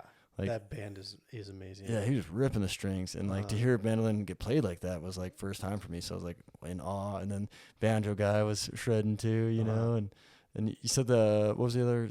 There's a band bass. That's what it was. Yeah, and the bass player just going at it, man. And everyone's like pouring sweat and getting into it, and like what you were talking about with like the people you're playing with now being at such a high level and like being able to get into it. I imagine that kind of like helps everybody, play a little harder and play a little better, Yeah, you get the higher the skill level, the more fun it is. The more you're inspired to work on it yourself. It's like anything, you want to play with people who are pushing you. Yeah, man, and they bring out the best in you, and you bring out the best in them if you're at that higher level. Yeah, and it's usually just all good vibes, man. Like you don't really get any negative out of that group, Yeah, that's once you start to get like better and you get to a higher level of musicianship and start playing with people who've been doing it forever, like kind of the ego starts to go away. Yeah, it's a lot like fire. Like your first season, your second season, you always what's that like that saying like the second year rookie or whatever. The Snooki. Yeah. Which, I mean, I think we all kind of have a little bit of that. Your second season, absolutely. like, I know what I'm talking about. I know what I'm doing. I've been on a fire. Yeah. But then you start to get your year 3, 4, 5, 6, and then you start to realize, I don't know anything. Yeah. There's a lot of layers to this thing. Yeah. Yeah. Yeah. And then the ego starts to dissolve and and then you don't like have anything to really prove, like, and like at the level you're at with a musician and in fire, like it's like, I don't have to tell you how much fire I've fought and how long I've been doing this. 'Cause it doesn't matter to anyone else, right? Yeah. Like, it doesn't matter. Everyone else has a lot of experience as well. Yep. No one cares. No one cares. That's what I was gonna say. Uh-huh. Yeah. Like Cam Haynes, that kind of famous bow hunter. He's got a shirt that says "Nobody cares, work harder," and it's like one of the best things I ever heard. I was like, man, and that applies to like every aspect, every like field. Yeah. Because you always get those people just like beating their chest over something they did in high school or something, and you're like, nobody cares, man. It was years ago, or even if it was yesterday, it doesn't really matter. Just other people, I guess. Yeah. just keep grinding, and then that's like the fruits of your labor too. I don't know. I keep going to like plant references, but it seems to apply. It's that's exactly how it is, though. You know, like you just like you gotta plant the tree and tend to it. Yeah, and be patient and just let it grow. Yeah. You know, there's nothing you can do to make it grow faster. Yep. You just have to just fall in love with watching it grow and tending to it and doing everything you can to give it the ideal environment for growth. Yeah, well put, man. That was really good. Yeah, because me and you were talking about on the roof when we were taken down about like just the time it takes to get rolling. I mean, like I think you mentioned it on the first half of this podcast about just getting your stuff together and kind of figuring out like where you're going to take the music thing, right? Like when you first got on the Lookout. And then, you know, being inspired by that fella in was it the Bob Marshall? Was that? Clearwater. Oh, Clearwater. Yeah. I was getting Leaf and the other guy mixed up. And then like kind of same with me, like, you know, like the seed got planted here with me and you on the porch right behind me. And then, so I had the idea, but I didn't know how to implement. And then, you know, there's all that, like getting it figured out. And then 2 years later, me and you are sitting here, you know, doing it. Yeah. I got equipment and so, I mean, just that long to even like get back full circle on this and then figuring out the other part of it, you know, and just like with you and getting, letting it kind of grow and just staying on it. And yeah. So we'll see where like this thing goes from here and excited to see where your music career goes from here. But the important thing is already done. You started it. Yeah. And that's the most important thing. And the fact that you keep doing it, that's the most important thing with anything. Yeah. And I encourage anyone, whatever it is that you're trying to do, just start. Yeah. Just start and do it. Yeah. And don't worry about what you want it to be or like these grandiose things, which are, it's great to have those goals and to think about them. And yeah, I don't think you should ever dream small. No. But just having the patience with those dreams, right? Yeah. And the beauty is in the work and doing it and falling in love with the process. Yeah. Because even when you do get to that epic high level that everyone dreams of whatever they're trying to do, nothing's different. Yeah. It's all still the same process. You're still doing the same thing. Yeah. You're just doing it on a larger scale. Yeah. Eventually, ideally, you know, if you keep doing it, which I think that if you keep doing something long enough and work on it, it will inevitably get to where it exists in your mind, you know, like that idea of what you think it's going to be or what you want it to be. It's inevitable. If you keep doing it, that will happen. Yeah. Like manifests itself. Yes. Kind of, even though you're putting the work, but it just kind of comes to fruition. Exactly. Like, yeah. Like, you know, like me and you were talking, like, I remember like we were just kind of spitballing, like after the idea of like me doing the podcast, I was like, man, I want to be able to be mobile, you know, so the equipment had to be mobile. And I remember thinking like, it'd be nice to be able to, you know, because then I was like, oh no, where am I going to do it at? Because I was like, that was another thing, was just having a studio. And I was like, I need like a mobile studio. And then my family Airstreams it in the field for 20 years. Yeah. I'm like, man, that'll work out. But I didn't know if I'd be able to like get it, you know, if my folks want to let it go. And then that worked out. And like, it wouldn't have worked out if I didn't ask. And then my dad helped me put a bunch of work in there to get it back, like ready to roll. And then now it's at my house and I got 2 podcasts, you know, out of it already. And soon to be more, you know, and I'm making improvements on that. And like, that felt like light years away, you know, like when we first were talking, it was like an idea, but it wasn't like, didn't think it was going to happen. And now it's there. And and like, and I want to touch on a point that you said too about like just doing it, you know, like, I probably sat on the podcast, the original podcast we did, and I guess I didn't mention that in the beginning of this podcast. So my very first podcast that I listed as the pilot episode, because it was kind of all over the place, you know, because I'm mostly talking about ideas for the podcast, not really podcasting so much in that episode, you know, like I interviewed Doug a little bit, but the 3 of us talked and just kind of, you know, just kicked around the idea of this. Yeah. And so I sat on that for like a year before I did anything with it. And you edited it beautiful, by the way. Like, I wish I could like have released the original and then what you edited, because it was like really all over the place, I think. And then you made it flow into like one nice conversation of like ideas and interview, you know, and which I appreciate that a lot, man. Yeah, you're welcome. Thanks. And so, but like having the nerves of getting that out there, right? Oh, it's on YouTube. The whole world's going to see. And then I heard a podcast when I was driving to Alabama with my brother, and not a real huge fan of the host, but him and his guest had some really good little nuggets, though. And then one was like the nerves of doing something new, and especially something public like music and podcasting. Yeah. And, the nerves related to, like, the reality is no one's going to listen because no one knows you yet. So, like, just put it out there, and it might suck, and it probably is going to suck. But the only way to get better is to do it. Exactly. So just put it out there, and like that really helped me to be like, all right, yeah, I should just do it, and then keep doing it. And I don't know. You're always worried you're gonna sound dumb. You're always worried you're gonna say something that you can't take back, and it's like, I mean, it's just like ideas right now, and I realize as humans we're free to change our minds. Like I could think one thing right now and be pretty firm on it, and then I get some more information between now and the next time I see you, and I could be like, oh yeah, I was not right about that at all. Like that was not correct where my brain was going on that. Yeah. And that takes a lot of self-awareness and courage to like admit that. Yeah. I wish more people were like that. That I feel like anymore people double down so much. Yeah. Like they know they're wrong, but they're gonna, because they said this one thing, they're just gonna keep saying it. Yeah. Yeah, keep going down with the ship. Yeah, just like, it's okay. You can change your mind. Yeah. You're allowed to change your mind. Yeah, exactly, man. You're a human. You can change your mind. Yeah, and I think.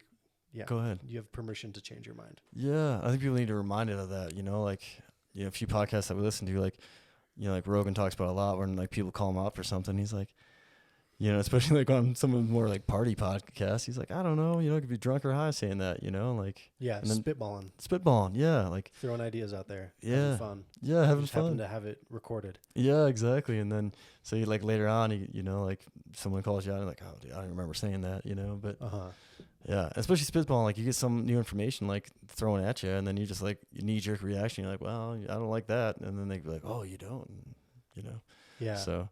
But we need to give people grace to process those ideas. Yeah. Some people process by saying it, by doing it verbally. Yeah. Not everyone can like think up the perfect thing and let it go. Yeah. Sometimes we got to like work through it and process it together. And sometimes it's a little clunky. Yeah, a little clunky, and say stuff that you like really don't mean. You just like trying to add something to maybe the conversation, or just like don't have it much to say, so you just kind of blurt something out, and it's like, I don't really feel that way about that. I just, kind of didn't know what to say at the time, and threw that out there, and don't believe that at all. Yeah. Yeah. So I don't know. Hopefully that's kind of one of the little underlying tones of this podcast too, is being able to remind folks that like, hey, we're humans, and to be humans to make mistakes. You know? And also if you have something that you're trying to do it. Yeah, get out there and do it. Yeah, I want to inspire people with this podcast. Yeah, like with you, man, and staying with it. But if you don't enjoy it, don't just do it. But like I like this. like having conversations, man, and like talking to different folks and sharing stories, man. Like you got a really cool story, and like there's not that many lookouts probably in the nation, I imagine. Do you know how many? I don't. I remember there's a cool YouTube video where they state the numbers. But there's not that many. It's pretty for staffed paid lookouts. It's pretty rare. That's what I was thinking. It seems really low numbers because I've been on a few forests that didn't have them. Yeah, I mean the only ones that are really staffed and paid exist in Montana, Idaho, Oregon, Washington, Northern California, Arizona, maybe some in New Mexico. Yeah. But Colorado doesn't have any. I don't think Utah has any, which is wild to me. Yeah, with all the big mountain ranges and stuff, and they have good spots for them. There might be some out east in the. Oh, yeah. In Appalachia areas. I think so. I've seen a few of them. Canada. Yeah, you've seen the ones that are like just like a little tin can on top of like a ladder or something? Yeah. No thanks. Yeah. Just a hot box. Oh, I could imagine, man. Like even in Arizona, I guess he was kind of high enough up, but the Mingus Lookout was kind of like that. It had stairs going up to it, but it's a real small box. Yeah, metal. Yeah, metal. I'm like, man, that's gotta be kind of rough, Yeah, and a lot of those, don't they have like a barbed wire fence around it? Or something. Yeah, I think that's what his had too. Interesting enough, he had like a rock that said like Teddy Roosevelt or something on it, and like a date of like 18 something, I think. Interesting. Yeah, and like no one could verify if that was like, if that was really him, but like, Yeah. it was worn like it was old, and I guess he had like his cavalry camp was there at one point or something, so around the area. So I'll believe. yeah, that's what I mean. Yeah, exactly. I'd rather believe it now. It's You more know, fun. yeah, exactly. Way more fun to believe in it, man. I'm with you. So I was like, that's cool, man. Teddy Roosevelt was here, especially since he's like one of the founders of public lands and like parks, right? Yeah. Yellowstone, and him and Gifford Pinchot, and yeah.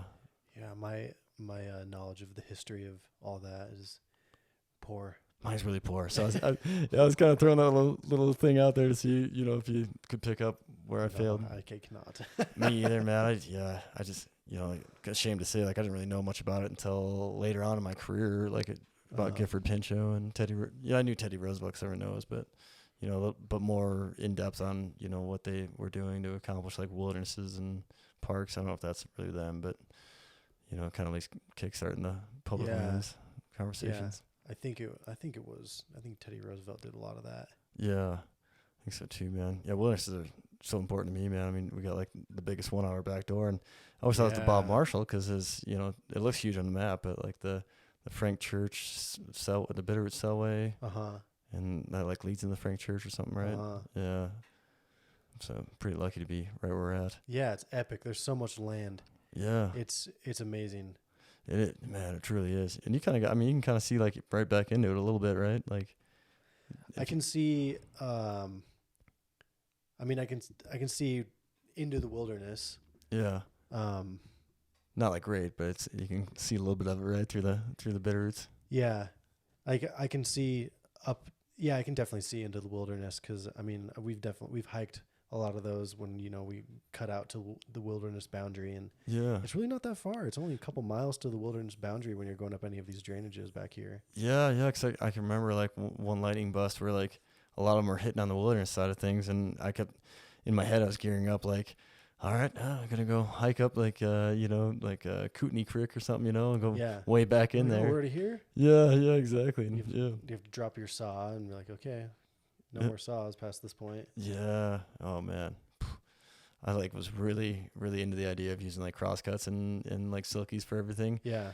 Until I had to clear a bunch of roads in the Bob Marshall with crosscuts. Yeah. And it's like, man, when you got like 15 down trees across a trail in one small section. Yeah. You're like, I could have this done so fast with a chainsaw. Were you doing that? Was that when you were jumping? Yeah. I was actually on a fire, but hunting season was coming up, and all the outfitters trails were pretty much blow down from like the past fire going through in the weather. Yeah. So we had to hike the trail where the fire had come through already, where all the trees had fallen from high winds, and cut out the trail so they get their pack animals through and their guests, and all their equipment. And I was like really pumped when we left. When I came back, I was worn out, dude. Yeah. How far in did you have to go? I was at Gates Park, kind of like, pretty deep in the Bob. I think it's like 11 miles, I think. And it's on the eastern side. And I mean, I don't even know how many miles in, but we put some good miles in that day. And look at us with some local folks who worked out like Augusta, Shoto, and I think somewhere near Belt, I think. And those guys had ran crosscuts a lot, so they're pretty efficient. And yeah, I was just getting worked. Yeah. That sounds like a sweet assignment though. Like, it was really cool, man. Like it beat me up a little bit, just like, tired and probably ego a little bit. And I was just thinking like the whole time I could have this done by myself with a chainsaw, like half the time. But it's kind of cool. It felt historic, to be doing everything by crosscut. I like the rules. I like that they decide to preserve that. Me too, man. Let it be. Some level. Yeah, like you're not gonna be cruising the wilderness typically and run into like a chainsaw noise or anything like that. Yeah. Like it like takes you back in time. Yeah. Which was really cool. And like when I was in Gates Park, we were basically doing almost like a fire use deal. We were there for structure protection at Gates Park and for some horse cabin just north of us. And there was another crew to the south of us. We went kind of close. There was another cabin just south of us that was, we were kind of there in case they needed help too with Structure Pro there. Like they're wrapping the cabins and had sprinklers set up. So, man, I was a little too far away. All of a sudden I got like a little clearer. Dang it. So, yeah, we got to hike around and like investigate those cabins and kind of see what they're going to need. Like we came together with a list of, if the fire approaches more, like the trigger points, and then we'd go have a helicopter bring in a sling load of, pump kit, like how many garden hose, trunk, and how many sprinklers, and, fuel for the pump, and wrap if we needed the wrap. So we did that, man. And that, like, on the map, it felt like it looked like, that far away. It took us all day, man, and back. And on the way back, we saw on the same trail we hiked in on, we saw this giant grizzly paw, like, in the mud. And I was like, that wasn't there when we left. And it was like going the direction we were going. Yeah. So like following you. Yeah, that's what it felt like. I was like, oh no, is he gonna be waiting for us up here? Yeah. So God, that's so intense. Yeah, the hair goes up on the back of your neck, and we're in this like perfect corridor, of like trees where it's like really thick, and the trail's like right through the middle, like off of like a old like Red Riding Hood story or something. Yeah, you're in their world. Yeah, at that point. That's exactly what it felt like, and not a whole lot to protect us besides some dull Pulaskis. Yeah. Yeah, all we had. I don't even know if we maybe the fellow I was with had bear spray, but I don't even know if we had bear spray between the two of us. So not smart on our part, But have you had a chance to get in the bob at all? No, dude. That's one of the drawbacks of being in fire is where our summers are all gone. Yeah, man. like I haven't had a summer in 13 years. Yeah, dude. 2019 was the only one. Kind of only free summer, like, but then you're busy doing gigs on the road, right? Exactly. Man, yeah, that makes for tough living. So no, I've never been in the bob, which is wild to say because I'm born and raised in Montana. Yeah, it's not that far from Missoula. Yeah, right on the other side of Lincoln there. Yeah, man. I was considering. I actually applied. I didn't get it. My first season as a lookout, I was looking at a bunch of lookouts. I applied to Prairie Reef. Oh yeah, which I've seen pictures. It looks epic. It looks epic, man. It looks amazing. That's remote. You're in there. You might come out once. Yeah. The entire summer. Yeah, and they bring prac strings in to supply you. Yeah. I'm glad you mentioned that because that's something my brain was dancing around something we talked about, in the off time between the roof and here. And you'd mentioned that if you weren't here, you'd probably like to do more of a remote lookout, right? Yeah, something like that. That if I switched to lookouts from here, I'd probably go something more remote, like something in Frank Church. Yeah. Something maybe in the Bob. I think Prairie Reef could be cool now. Yeah, man. I talked to my friend Steve. I'm like, if you're ever trying to give up bear, I'll inherit it from you. And he's like, yeah, it's yours when I leave. That'd be awesome. I would take bear. Yeah. Yeah, something more remote, something where you can't see the lights. Yeah. Something where you're out there. See, I would really dig that. I've been, now that I got the Airstream and trying to, keep the show on the road, I'd always like kind of picture myself being somewhere off the Highway 12 corridor, like probably past Locksaw or maybe just up behind that like visitor center on the border there. Like there's all those offshoot roads and just being like camping out there and just like enjoying the like darkness and like maybe, I don't know if I'd be podcasting back there or, like what I'd be up to. Yeah. But I just have that picture in my head of like this full star sky and just the outline of the silhouette of the Airstream, against the back of it. Yeah, dude, you totally should. Yeah, one of these days, man. I love the Airstream idea. I love like that seems like a really effective way to podcast is, not everyone can come to you. That's what I was thinking. If you go, you could probably get some higher profile people if you go to them like, yo, what's up? I'm in your parking lot. Yeah, exactly. I'm just outside if you want to do one. Yeah. I didn't know if it'd come off as creepy, but I figured I'll try it, Like, hey, you want to get my trailer? I'll be like, yo, I'll come to you. Do you have an hour? That's a good point. Yeah, because there's one of the fellows who's he does stuff with like veteran wildfire stuff, and he's an AFMO down in Boise, I think. And I got his contact info on my phone because I'd like to interview him and talk about that side of things.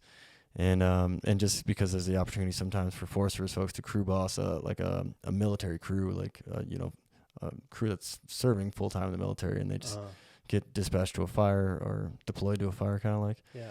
and he was talking about kind of the ins and outs and the things you should know, being like a civilian in charge of military folks, you know, like kind of their protocols and procedures.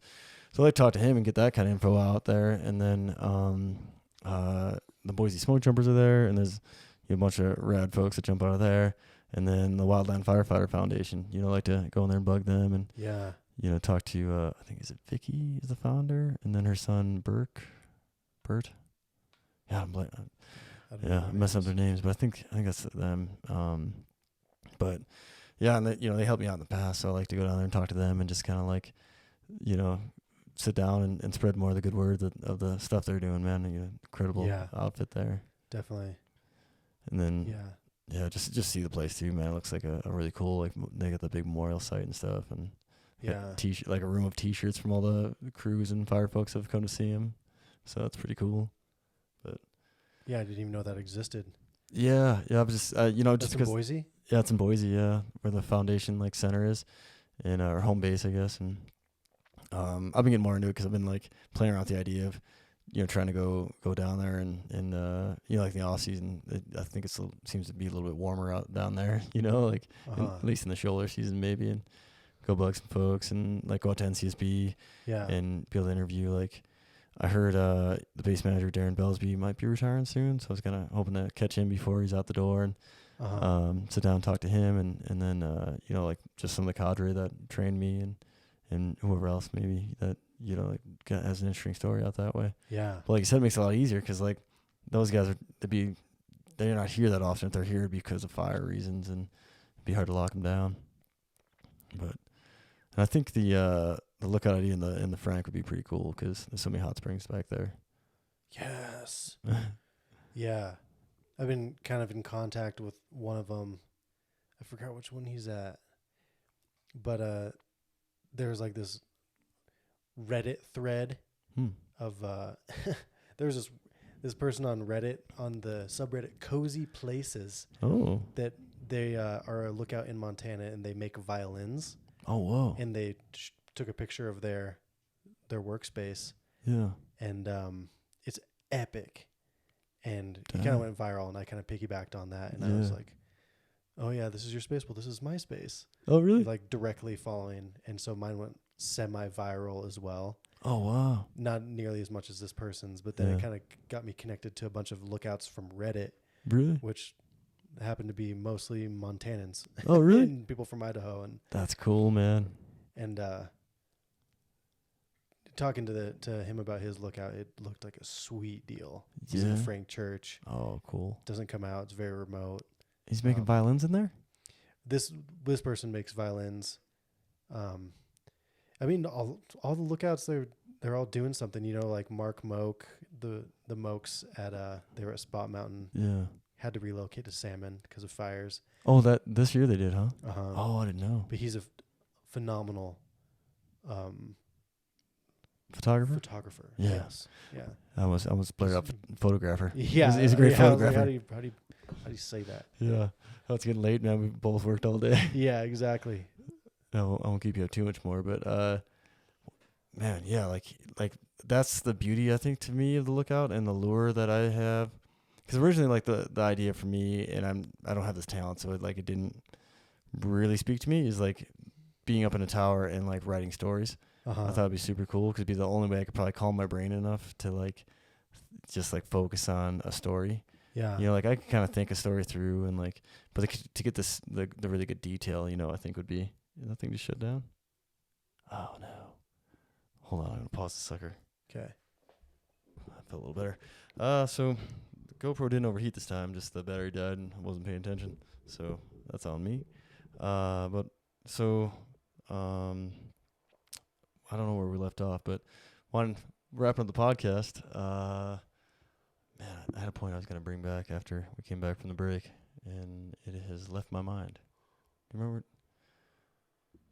I know we were talking about, like, music and, I don't know, going after goals.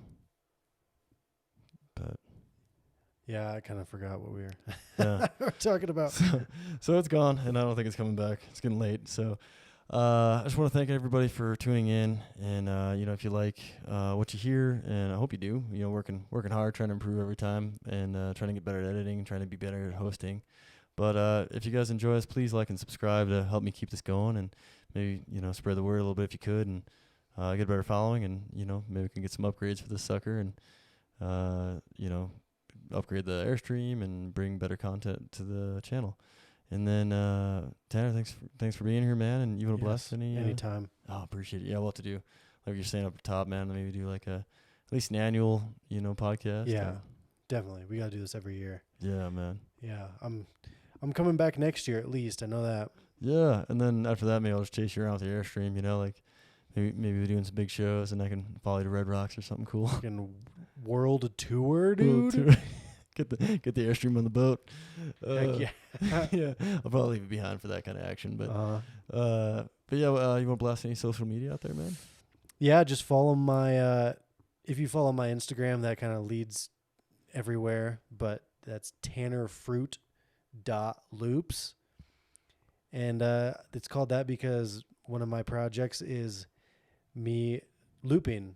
And that's what I've been doing at the tower. And you can go back and check out my back catalog. I have all that on YouTube at Tanner Fruit Loops.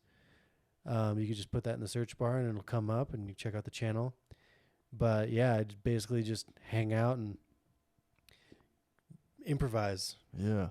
I hang out and make beats and play saxophone over the top, and it's just some vibey music. Yeah, really good vibey music, man. And like I said earlier, it's just really great. Like if the timing wise, it's good for like throwing on while you're cooking dinner, and it's a great watch. But if you just listen, even it's good that way too. But if you got a chance to like sit up on like the microwave or something and like watch a little bit while you're cooking, it's kind of like serene and zen, like awesome. Like very relaxing. I enjoy it a lot, man. Appreciate that. Highly recommend checking that out. You got some gigs coming up. That should be through social media, right?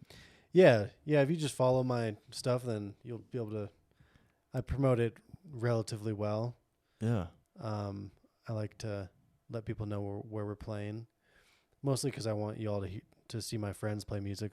My friends are all awesome, and privileged to make music with the people that I make music with. And if you want to see me and any of my homies play, then check me out at tannerfruit.loops on Instagram. Oh, beauty. And then I got Lookout Podcast on Instagram and all that stuff, which hopefully people know. But yeah, thanks again, man. Thanks for having me and hosting me. And it's kind of cool to finish out the season, for the Lookout Tower in this fashion, I think. Yes, this is the final evening at the Lookout Tower. Final evening at the tower. Well, thanks again, man, and I hope everyone enjoys.